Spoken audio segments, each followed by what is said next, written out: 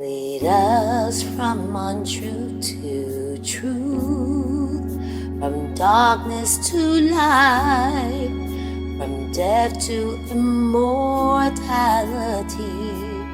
to peace, peace, peace.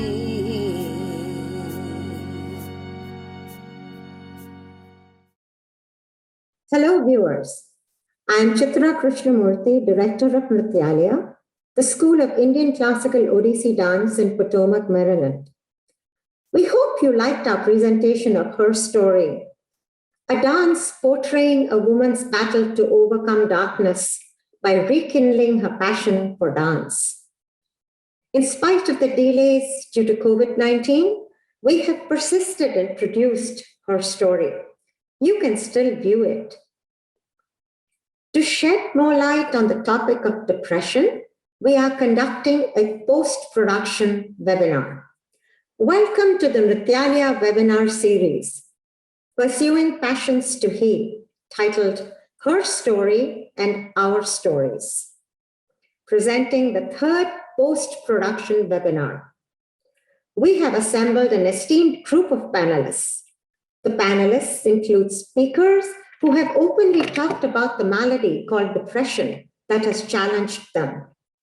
The panelists also include therapists, the healthcare professionals, who will give us further insight into this darkness and the healing and recovery process. The very same panelists who took part in the pre-HERstory production webinars of the Nrityalaya webinar series will now talk about their different paths to healing in the post-HERstory production webinars. I am convinced with the different kinds of help available these days, and with all of the modern technological innovations, there is hope for the future. Let's start our conversation with panelists. In the third webinar of the series, we will conduct the discussion as a Q&A session. We are honored to have such a diverse panel today. Our speaker today is Ms. Florencia Schillaci. Ms. Florencia Schillaci is a senior at University of Maryland, College Park, pursuing a degree in psychology and neuroscience. She's also a medical assistant in Olney, Maryland. She's a member of the service fraternity at UNCP that helps children of immigrant parents with schoolwork. Her goals are to apply to medical school, and she wants to shadow doctors in Argentina, COVID permitting. Our healthcare professionals for today are Ms. Gabriela Romo and Dr. Christian Kriedel. Ms. Gabriela Romo is a clinical professional counselor. She has an MA in Development Studies from the School of Oriental and African Studies and a second MA in Mental Health from the Johns Hopkins University. She's in private practice in Maryland. She has also established a nonprofit organization for Latinos with multiple barriers.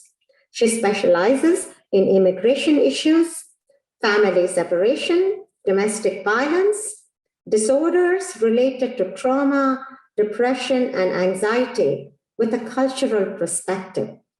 She provides professional opinion on mental health issues to the Latino community. Dr. Christian Kriedel is a clinical psychologist. He has a PhD from the Chicago School of Professional Psychology in DC.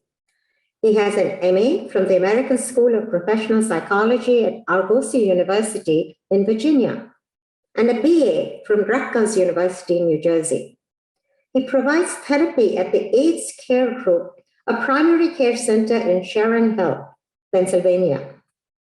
He specializes in opiate addiction, HIV, and LGBTQ programs. He's a member of the LGBTQ Advisory Council. He looks forward to helping people lead rich, vibrant, and meaningful lives. Please give a warm welcome to our panelists. I would like to start off this panel discussion with a few questions for our speaker. Ms. Kilachi, please start by briefly describing your experiences with depression and tell us how you coped with it. This will serve as a refresher for the viewers. Over to you. Thank you, Dr. K. Throughout my life, depression has experienced itself for me in many different forms and in intervals in my 21 years, excuse me. And it has happened to me as I was transitioning either from different steps and moments in my life, as a bunch of things just occurred to me, different experiences. And each time I experienced depression, it showed itself in a different way. Its effects on me were different each time. And unfortunately, not every strategy that I had used previously worked the next time. But I coped with it, and I'm still coping with it. And I was able to do that with the support of my friends and by talking out a lot about the struggles and moments and hardships that I had gone through, because fortunately, there were other people that had similar experiences that were able to really hold my hand as I learned to love myself, as I learned to really fight and keep going in moments and times where I didn't feel like I was strong enough to do so. And that really helped me a lot. Thank you. Ms. Kilachi, have you sought help for your depression? If so, what did the help look like? If not, what barriers have you faced for seeking help? When I was younger, I sought out the help of my school counselor after my parents had gotten divorced. But even then, I was not entirely comfortable sharing what had happened to my family, because I was always brought up with the idea that depression isn't really real, like mental health, that's not a big concern at all. And if you really do need help, the best people to ask and seek help from is your family, not other people that don't know your story, not other people that don't understand the situation. Also, there are some things that you should keep private, is always the mentality that I was brought up with. And that really stuck with me throughout life, even though it's very incorrect and it's not at all how it should be. Unfortunately, that mentality and that idea really stuck through me, and it has not allowed me to seek as much professional help as I should have gotten when I needed it more. However, I was not alone when I was going through different stages in my life. I fortunately have an amazing group of friends, and of course, friend therapy is not the same at all as professional therapy, but it is also nice to be holding other people's hands and really communicating your issues, because you cannot keep that to yourself. It really eats you alive. You cannot do that. Unfortunately, I think that the best thing I did was be able to talk a lot of my things, a lot of the situations I was going through, be able to talk it out. Again, the best therapy is not your friend therapy, even though they are great, even though they love and care for you, but definitely being able to be with them and being able to engage in activities that helped me grow. I was doing well academically. Fortunately, that never deterred me. It was never an issue. But being able to get involved in sports and being able to do a lot of things really helped channel my energies through other stuff that wasn't focused on the constant thinking of like, oh, like this is so awful, like, oh, it's just better if you stay inside. It really helped me get out, force myself to push myself to do better, even though I didn't feel like I deserved to be doing better at that time. Thank you for your comments, and it's touching to hear you. I will now turn to the healthcare professionals to get insight on help available for depression today. This question is for both of you, Ms. Romo and Dr. Creedle. What kind of help is available these days for depression? Please advise our viewers about what kind of different treatment options are available these days for depression. Ms. Romo, your turn. I think that from now on, we're going to make it official, the friend therapy, because it does help a lot.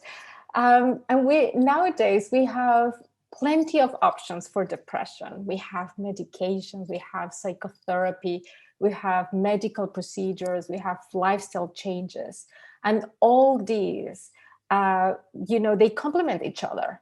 And I would say that, the first thing to do is, like, of course, seek help. Sometimes we need the help of somebody else, that friend, that person we trust, to hold our hand and to be able to seek professional help. So that could be, as I said, a friend, but also that could be, your spiritual leader, a family member, your doctor, or as well, sometimes you can just do it yourself and, call directly a therapist. Sometimes, unfortunately, it depends. Like, some people who have health insurance, they probably need a referral and those sort of things. But, help is available. And for people who are really struggling and they are fearful that they can hurt themselves or hurt somebody else, they just can go directly to a hospital.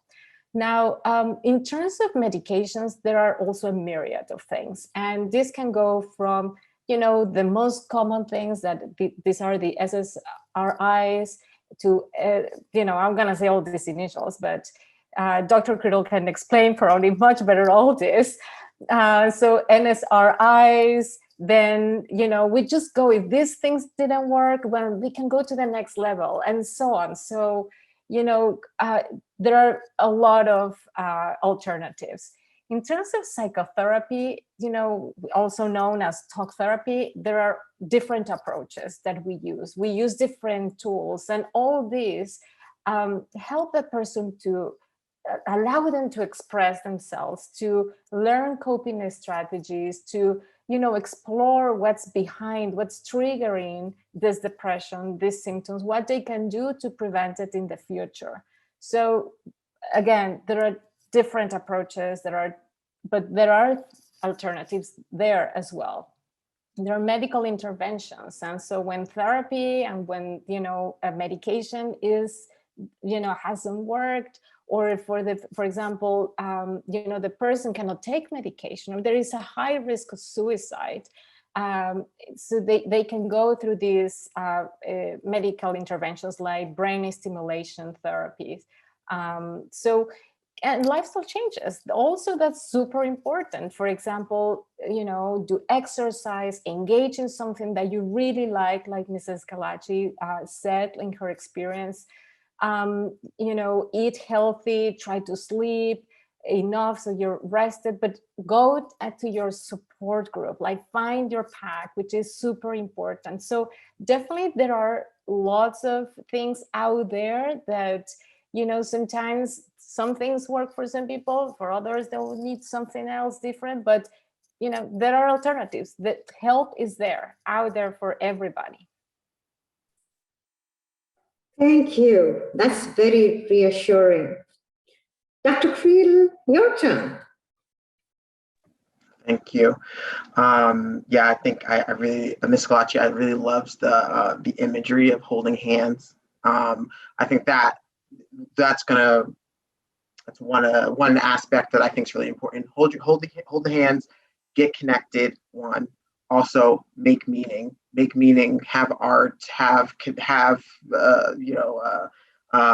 religion, have something that's important in your life that's just greater than yourself. I think those are the two main sort of areas that I'm thinking of. But to answer the question specifically here, again, reach out to people in your community, teachers, doctors, policemen, firemen. Those are the people that you seek help through to try to get, and it can be very difficult to find, especially if I'm thinking of the intervention of psychotherapy or something like that, professional to talk to, and it can take a while. And so be patient with the process and be patient with yourself. You may go through a whole bunch of people who you like, you don't like, but they're out there, and that's just a part of the process. Do not be deterred by the difficulty of what it is like to find somebody. Let's see. So a few methods that I think that are helpful in working with depression. One, medication can be really helpful. Medication does the SSRIs, the SNRIs, all this. You'll go to a doctor and they'll prescribe you some medication to help you with your depression. It's the thing that like lifts you up first. It's just like the first thing that helps you kind of like get through, like to be able to get out and get to those connections in your community and the people that you want. So that's the first thing. And then whether that is something that I do, it's just psychotherapy, where you can sit and talk through those feelings, name them, get them out of your head, get a little bit of separation from those thoughts of I want to hurt myself, I want to harm myself, I want to nothing's going to help me, nobody's around me. Those sort of thoughts, they can ruminate in your mind. And when you have somebody outside of yourself who can look and help you reframe those and take and put them where they are, name what they are, they're just a part of you, just a thought. Those are the types of things that a psychotherapist might help you do, give you some separation from those thoughts where you're really fused with. Also, but things, I mean, it can be hard to get to that point when you're talking to somebody, but there are lots of things that you can do to help lift your depression as well. Nobody cares about this name, but something that I do with people or advise is called behavioral activation. When people are depressed, there's just I can't do anything, nothing's going to help, I'm by myself. When you can get the motivation, even if you don't have the motivation, if you can say, I need to get up and do something, I just have to do something, I have to get out, I have to exercise, just put yourself on that path. What you're going to see is that your mood's going to change. You're going to be riding your bike, you're going to be engaging in art, you're going to be dancing, and your mood is going to lift. So I think that is something, get out there, do something. Again, it kind of falls into the making meaning. Do things that are meaningful to you, that you enjoy, that you can connect with, play soccer, whatever that is. But yeah, so behavioral activation, get up there, do something, watch your mood change, stay connected to people in your lives and make meaning, connect with something that's bigger than just yourself, is what I would say. From both of you, I understand that help is available and it can be tailored for the individual. That is such good information. In fact, I can breathe now and meditate maybe. Our next set of questions are for the speaker, Ms. Kilachi. What empowers you and gives you hope to fight the battle? What message do you have for those suffering from depression that are afraid to ask for help? What would you like our viewers to take away from our conversation today? Over to you. Thank you. I think the main thing I would like viewers to take away from this conversation is that there is always help available. As much as I kind of knew that, part of me was like, okay, maybe I shouldn't seek help. Like, no, because it was so stigmatized in my family. But the main thing I want viewers to take away from this conversation is, yes, a lot of families, cultures, your environment that you're surrounded with may stigmatize seeking help for health concerns, but this should not stop you from seeking help, because help is there. As we heard from both of our panelists, like, it's there, it's in resources, we can get help, it's okay. We don't always have to be fighting this by ourselves, because we are really not alone. Although each person has their unique experiences, each person has gone through depression in a different way. Like, I myself haven't even gone through depression like the same way multiple times, because that's not really how it works. Each person does have it in different ways, but it does happen to everyone. So it is something that we can kind of stand behind all together and support each other. And I think the best way to do that is by talking out when we are struggling, by seeking help, not just keeping to ourselves, as much as challenging as this can be when we are in that moment. Because I know very well that there are some times where it's just like, no, I don't want to seek help. I don't even want to move from my house or room. But help is always there. It is very important to reach out. And again, the best way is to talk about what you are going through. And that is definitely helped me a lot. And something that's really helped me, something that's empowered me, is as much as I need my friends, they need me too. So I need to do better for me, because I can't help I like helping people. I can't help other people if I am not doing well for myself, because it's kind of two drowning people helping each other. You can't really get that far if that happens. So I think what really empowered me was knowing that I could do better, knowing that I have felt better, and wanting to keep going, even though there were times where it just felt like it didn't make sense to. I know that there's always, I don't want to meet cliche, but I know that there always are like better times.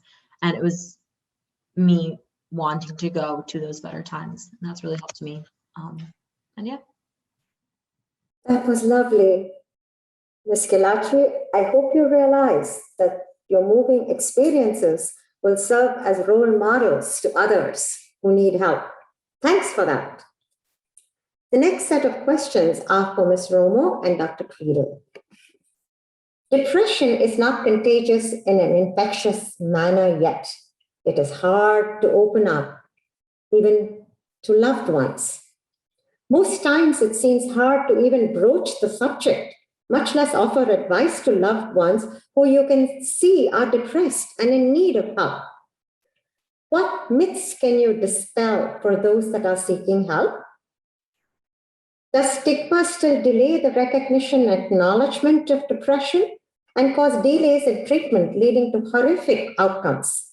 What advice would you give our viewers? Ms. Romo, over to you first. Sure, thank you. So some of the myths are, for example, that people think that depression is not a real illness. And they just think that it's just sadness, there is a weakness of character, and it's true. I mean, it has social, psychological, and biological origins. Another myth is that you can just turn it around, just, put yourself together. But it's, this is a medical condition that is not about trying to be just, positive, that just think positive and that will be it, or change your attitude. So there's also that myth around there that you will inherit depression from your parents. It's almost like a death sentence. And, although it can have this biological origin, or it can have this predisposition genetically, it's not a death sentence. You can do a lot of things just to prevent it. Out there also is the myth of that, the bad reputation that antidepressants or in general medication can have. So that these, for example, the antidepressants will change your personality.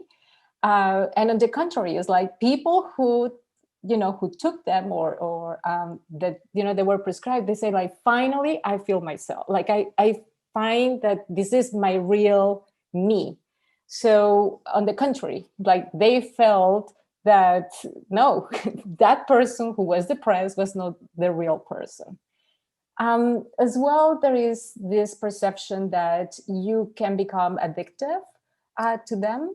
And as we mentioned briefly before, there are tons of different options. And this is something actually, as you own, you own your health, like your progress and your and what you're doing about it.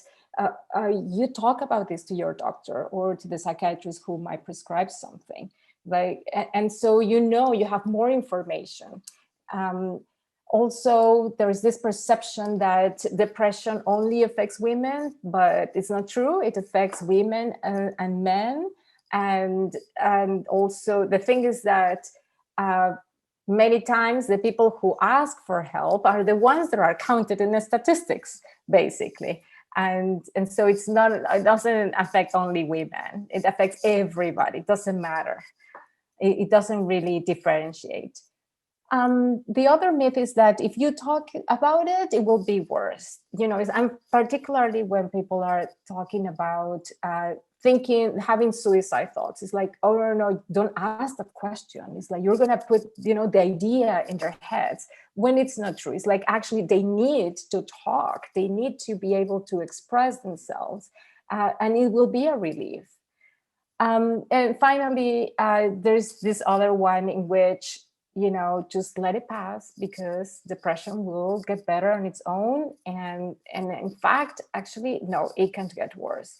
because depression, if you don't treat it, it can lead to suicide, and it can lead to other, many other problems, like having problems in your functioning, in your performance at school, with having problems with relationships.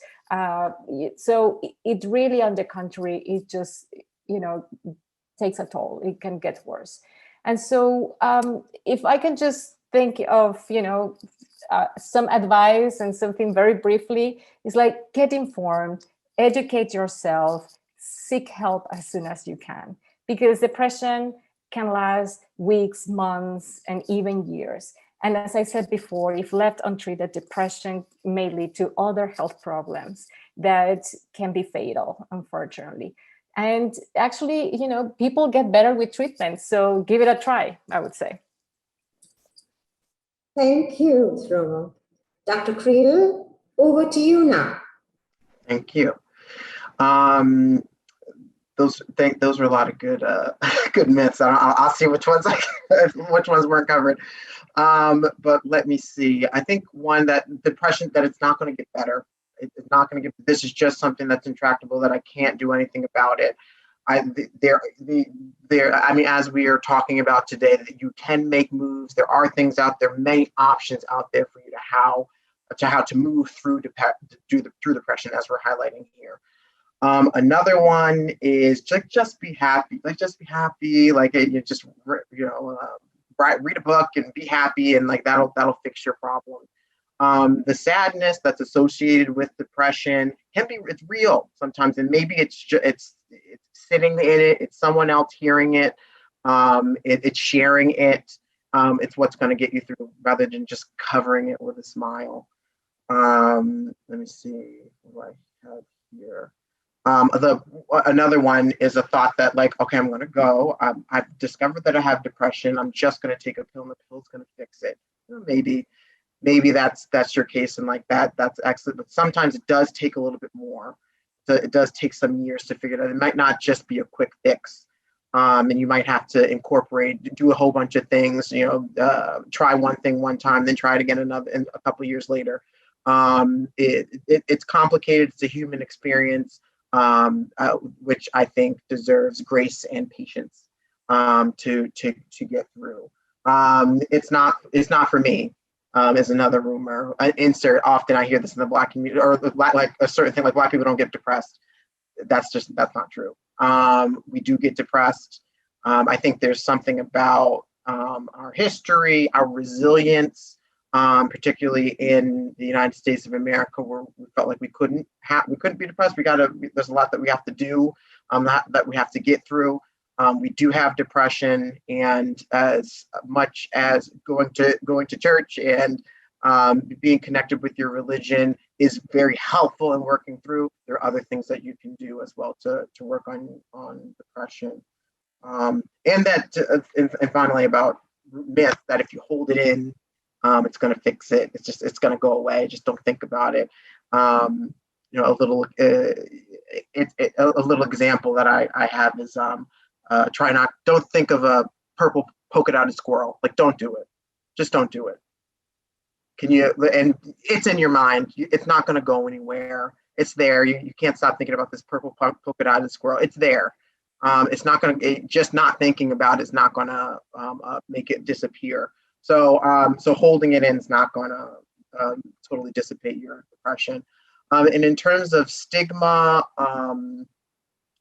with depression, and my recommendations and my advice is it's taking the leap.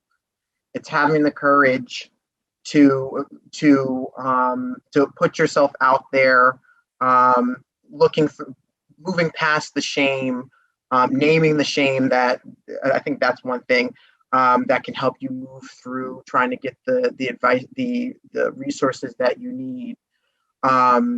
It can be incredibly sort of isolating to do that, or to push yourself, kind of scary to do that. But it really, once you kind of get past the thought that being vulnerable and opening up this part of yourself is a bad thing or something that you should move away from, I think you can pull from your other experiences. I know everyone has had experiences of them, pushing themselves, being vulnerable, and moving on and making some accomplishment. It's really just taking that leap.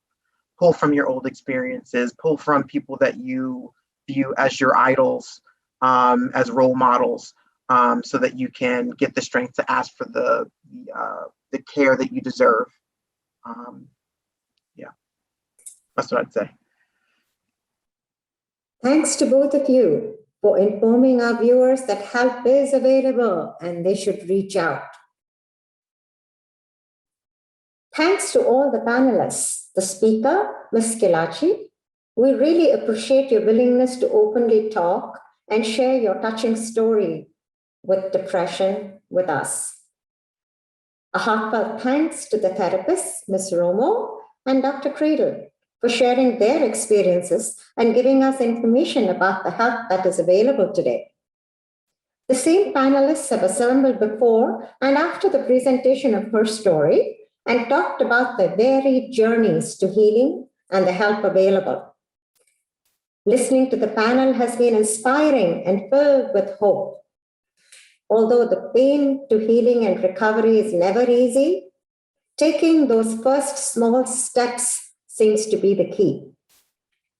In the caption below, you will find some websites and links that help is available. Folks, do not despair, as help is only a click away, as they say. Thank you, viewers, for joining us for this very important conversation today. These are indeed very important conversations. Viewers, stay tuned for the next episode that will air on YouTube on Saturday, December 18th, 2021 at 10:30 a.m. Eastern. It will include another diverse panel that will represent different viewpoints. Please help us spread the word. We definitely welcome and encourage participation in our webinars. So if you're interested, please send an email to nrityalia@hotmail.com with your name, telephone number, and email so we can contact you. Please put Nrityalia Webinar Series in the subject line to alert us to your interest. We hope you liked our presentation of HERstory. We have been very excited to have you join us as we explore her's journey through depression and her healing process. Thanks for your patience. The credit for the webinar series goes to the Nrityalia webinar team. Please check our website at www.odysseynrityalia.com for updates. This is Dr. Chitra Krishnamurthy signing off from the third episode of the post-HERstory series, Pursuing Passions to Heal, HERstory and OURstories webinars. Thank you.